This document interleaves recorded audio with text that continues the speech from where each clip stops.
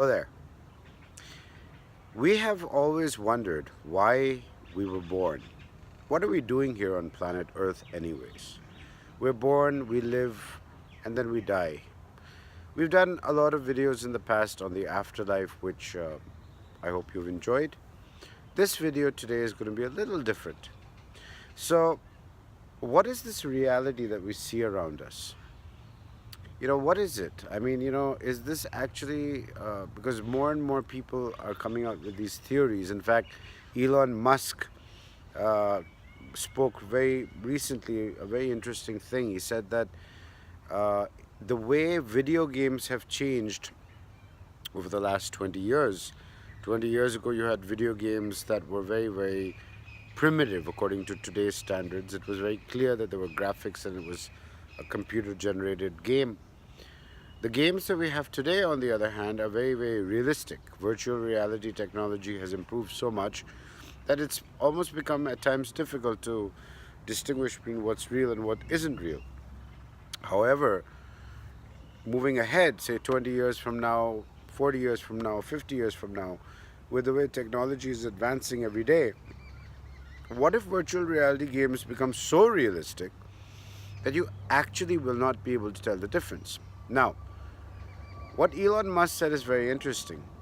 He said that what if this reality that we live in is a virtual reality game that is being played by our future selves, in which our future selves, are coming into this particular plane of existence and we are experiencing certain experiences. We're learning certain lessons. We are having good times, we're having bad times, we fall in love, we have tragedies, we make money, we lose money, we're in good health, we're in bad health, so on. So many things that happen on our world. Now, that is a very interesting analogy, and I would like to add more to that, that perhaps it is true that our true selves are actually our souls, and that our souls are actually inhabiting a different level of existence, like a higher plane, like an energy plane, or what we like to call the spiritual plane. Now let's just think for a second. The video games of today that we play, virtual reality games, when you're playing that video game, you're not really in the same world that we live in, as in the physical material world. You go into kind of what you can call a computer world or a software world. So a software world, like where the actual program is running on the computer, is part of our physical world, but yet it's different. It's in a computer. So it's part of the world, but yet it's not part of the larger world. So let's take the same analogy and apply that to souls.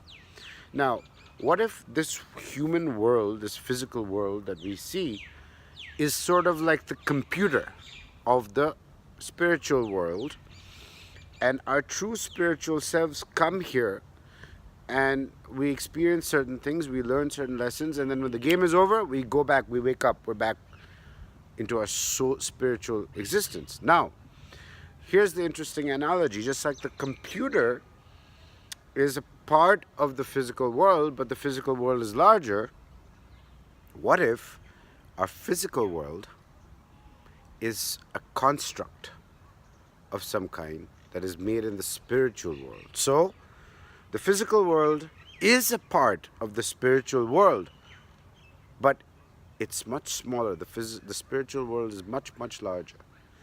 And that makes a lot of sense, because we are here on earth to learn, to experience, to have certain experiences, to help others, to help our spiritual growth, because that spiritual growth is going to help us in our real life, which I believe happens in the afterlife, as we call it.